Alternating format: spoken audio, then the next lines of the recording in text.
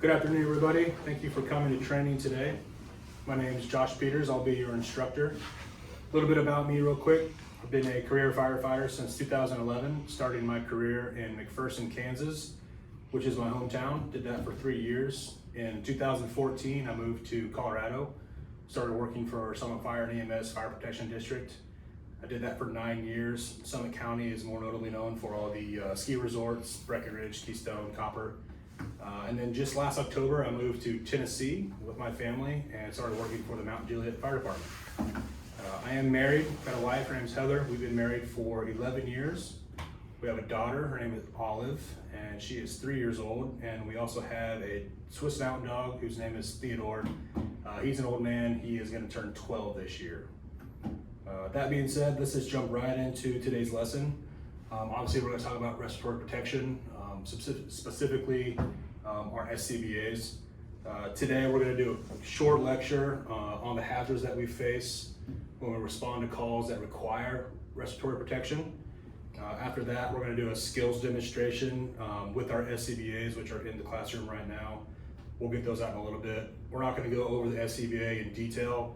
We're specifically talking about doing a bottle swap and changing air cylinders after we've been working in a fire already or an environment that needs it, swapping a bottle and going back to work. There are slides from a PowerPoint presentation that are available for this lecture and this training. However, we do not have a way to project them for you guys to view. I did write all the key points of the lecture up on the board behind me, intent. So make note of all these. If you want to jot them down on some paper, if you brought any, feel free to.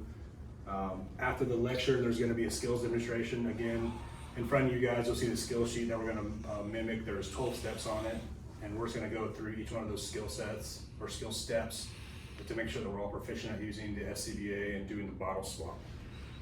Once the lecture is done and the demonstration in the classroom is done, I'm going to give you guys a little bit of time to go out to the bay, stay in here. You guys can review notes together, practice doing the SCBA bottle swap. After all of that's done, there's going to be a short 10-question quiz pertaining to the lecture and the notes on the board. Once you guys are done doing that, I'm going to take each one of you out to the bay individually, and I will be evaluating you on your use of the bottle swap based on the 12 steps of that skill sheet. Anybody have any questions for me about what's going to happen today? No, sir. No. Cool. All right. This is going to be kind of an open discussion lecture and training today. So if I ask you questions, feel free to answer them. You don't need to raise your hand. Just openly say the answer. If you have a question for me, just wait for a break in the lecture and ask. Either myself or we together as a class can answer those questions. If we don't know the answer, we can take a little time after everything's done to find the answer for you. If you need to use the bathroom, just excuse yourself quietly. Just out the door, down the hall to the right is a bathroom. Sorry for how cold it is in here. Nothing we can do about that. But we'll be in and out of here in 20 minutes or less. You guys ready to get rocking? Sure. Cool. Respiratory protection, specifically SCBA. What type of calls can we expect where we might need the use of an SCBA as firefighters? Fires. Carbon Monoxide. Anything gas else? leaks, anything. Yeah, anything like related to gas. When we go to those calls, what type of environment are we going to find ourselves in? IDLH. Very good. IDLH obviously stands for immediately dangerous to life and health. How do we protect ourselves when we go into the IDLH environment? That's respiratory protection. There you go. Very good. So our SCBAs, to us, because we've all been in this career for a long time, the SCBA kind of seems like a pretty basic piece of equipment that we use on a daily basis, right? We see the SCBAs, we touch them, we do an equipment check on them before our shift starts. We might not use them every single day, but we are all very familiar with them. One thing that we typically tend to forget is truly just how complex the SCBA is. It's not just an air cylinder and a backpack that we slap on and get to go use. That thing's full of high and low pressure air valves. It's got a motion sensor on it that ties directly to an audible alarm that alerts us when we have firefighters or people who haven't been inactive or not moving for a certain amount of time. They got LED lights on them for heads-up displays. They got LCD displays. There's a pin and needle gauge that corresponds with the LCD display. There's just a lot going on with them. Because of all that, we as firefighters spend a lot of time working on our SCBA usage. We may not spend enough time to be proficient at them, but we absolutely should. Why is it important to be proficient at using the SCBA? So you don't die. Right. So the SCBA is what we're gonna carry into an IDLH. It's gonna carry all the breathable air that we need to go to work, right? So aside from being kind of a complicated piece of equipment that we need to be familiar with working with, what's one other thing about the SCBA that's pretty important that we need to remember? It has air. And it's self-contained. it's expensive, right? Yeah. So it would be smart of us to take this $5,000 piece of equipment that our department issues to us, be good at using it. That way we're not taking it on calls where we're gonna need it and then all of a sudden it's damaged or broken or not working properly. And then we're unable to perform our job and our tasks with Or the batteries are dead. Or the batteries are dead, yeah. Something as simple as just changing the batteries that we can check on a morning check. Very good. So an IDLH, let's talk about the hazards associated with an IDLH. When we go to a house fire, what are we expected to see when we get inside of there? Smoke, gases, fire, heat, all that stuff, right? Obviously for the fire and the heat, we wear our PPE, our bunker gear, helmets, gloves, hoods, all that stuff protects us from the physical harms outwardly from that fire. We wear the SCBA to protect ourselves from everything else that we listed, right? Smoke, heat, and gas. When we get into, when we find ourselves at the house fire, what's the first thing that we see, generally speaking, when we have arrival? Smoke come from the building? Yeah, smoke generally, right? It's 9 times out of 10 we see smoke first, right? So what we're gonna do is we're gonna talk quite a bit about smoke and what is involved or what is made up of smoke or what's in smoke that makes it all up. So over there on the board, you'll see that smoke is made up of 3 major components. First one is particles, right? So particles is gonna be the most obvious thing that we see, the black stuff. So the particles of the smoke are made up of unburned, partially burned, and completely burned debris. The reason it's important for us to wear SCBAs or respiratory protection when dealing with that part of the smoke is that those debris particulates can be so small that if we breathe them in, they can pass through our bodies, filtering membranes in our lungs, get embedded in our lungs. That can cause a lot of damage and harm further down the line. But most importantly, right away, it's an irritant, right? That's why we cough and hack and spit up mucus, and if you're not wearing eye protection, that's why your eyes get irritated. You start having a runny nose because of breathing all that stuff in. Your body's trying to expel that, right? The next part is vapor, which is exactly what it says it is. It's just droplets of water and other liquids that have been heated to the point of becoming a vapor. When do we typically see the vapor most prevalent when we're dealing with fire and smoke? Water on the fire? Yeah, we put the water in the fire. We see that color change from black particulate in the air to mainly vapor, which is displacing all those particulates and the vapors coming up off a heat source. Lastly, the gases. Most of the gases that are going to be present are invisible to us, but they're always around. Most of the gases formed at fires are very toxic, and we're going to talk about 3 of them, and then that's going to wrap up the lecture portion. First one that we talk about a lot because we go on these calls, aside from having them associated with fires, is carbon monoxide, otherwise known as CO. Anyone know what CO or how CO is formed? Incomplete combustion? Yeah, incomplete combustion of fossil fuels. Fossil fuels being natural gas, propane, gasoline, diesel, and other petroleums. I know some of those are natural products then made to be man-made, but you get the point. So carbon monoxide binds with the hemoglobin, displacing oxygen in our bloodstream, which is why when we get out of those fire scenes, a lot of times we go straight to rehab and get a pulse ox put on us to see what our levels are. Make sense? Next is hydrogen cyanide, which is a narcotic gas that's formed when materials like plastic burn. Everything's made out of plastic these days. That's a gas that we sometimes overlook, but is also, just very dangerous. When we think about plastics, we most likely think about, like a water bottle or kids' toys or stuff that's like handheld. We can tangibly touch the plastic. Two of the bigger ones, or three of the bigger ones, obviously are going to be carpet padding and insulation, which the insulation, of course, is bad before it's burning, but once it's burning, produces all kinds of nasty stuff. And the last piece of it is phosgene. Anyone know what phosgene's common name is? No? Mustard gas. Obviously, you hear about it for like military use, but people can make mustard gas on accident when they're cleaning their bathrooms, when they're cleaning their house. But phosgene is an irritant gas that's formed when common household chemicals are introduced to fire and heat.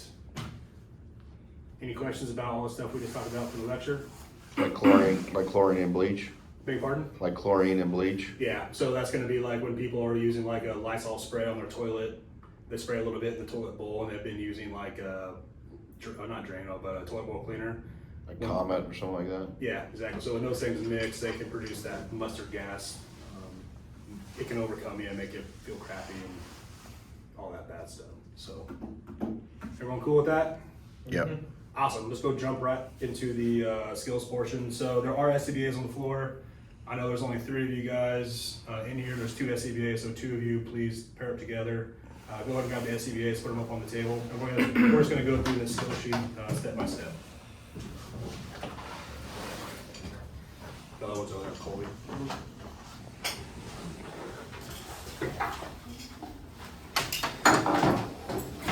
So like I said earlier, guys, this skill set is demonstration of having already been working in an ideal-ish environment where respiratory protection is necessary. We've moved past the point of expelling all the breathable air in that one cylinder. Now we want to practice all the steps for replacing that cylinder, putting a new one in, and going back to work, right? So the first step in the skill sheet is to place the SCBA on a floor or a bench or somewhere that is comfortable for you to work on. Obviously you've done that. Go ahead and turn the air bottles on.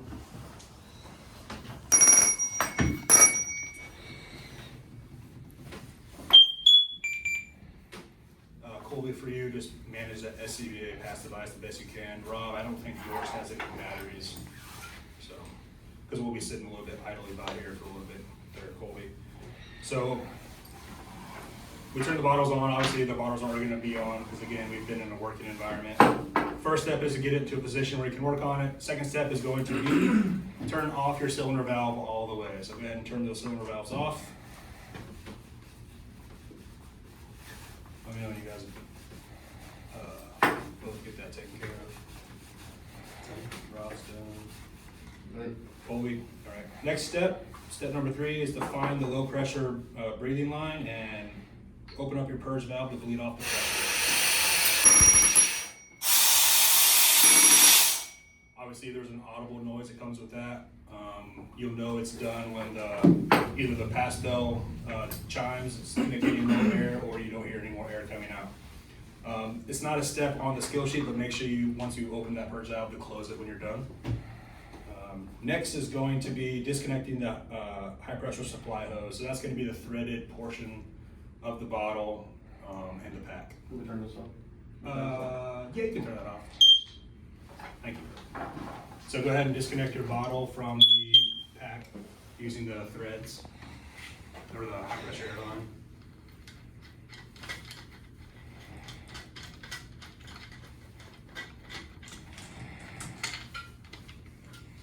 Steps 5 and 6 talk about removing the cylinder from the actual pack and replacing it with a new cylinder. Obviously, we don't have any extra cylinders, so we just use the same cylinder we have. So number 5 is going to be release the cylinder from the backpack, which is that tightening strap. Number 6, slide your cylinder completely out of the backpack. Very good. All right. And then next, slide a full cylinder back into the backpack. So the MSA G1 packs have got a little dovetail at the bottom of them that slide into the pack and a little holster. So step 7 says to align your outlet to the supply hose. The dovetail allows you to get that alignment perfectly.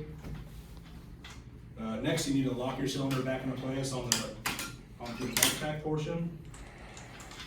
All right, so then before you connect your high pressure line back to your bottle, Colby, you need to check to make sure that the O-ring is in functioning or good working order. So the O-ring is on the high pressure line at the very tip of the high pressure valve. It's a little white thing. It's only about a 1/4 inch in diameter. What we're looking for in that, number one, to make sure it's actually present. Number two, we're looking for any tears, any big chunks missing out of it. Does it fit tight? It's not like loose, or there's not a bunch of debris and stuff on it. The reason that's important is because once you connect the high pressure line to the cylinder, if that O-ring is not in place, the tube can't seal properly, and there's going to be air that leaks by that. So go ahead, and after you check your O-ring, you know that it's good, go ahead and connect your bottle. That's going to be step 10.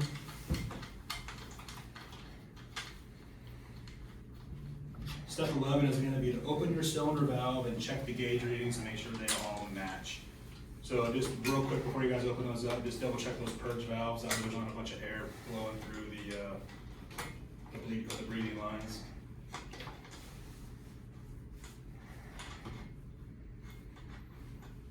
You all right over there, Colby? He's struggling. That's all right. Don't cross-thread it. It's all practice. Yeah.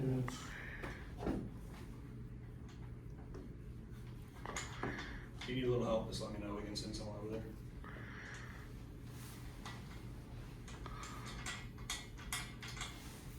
Rob, you want to see if you can give him a hand with that, see what's going on.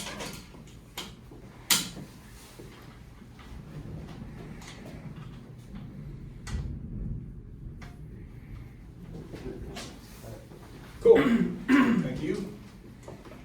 Steps 11 and 12 are the final steps. So you're going to open up your air cylinder, check the gauges off the digital readout and the bottle valve, make sure they match.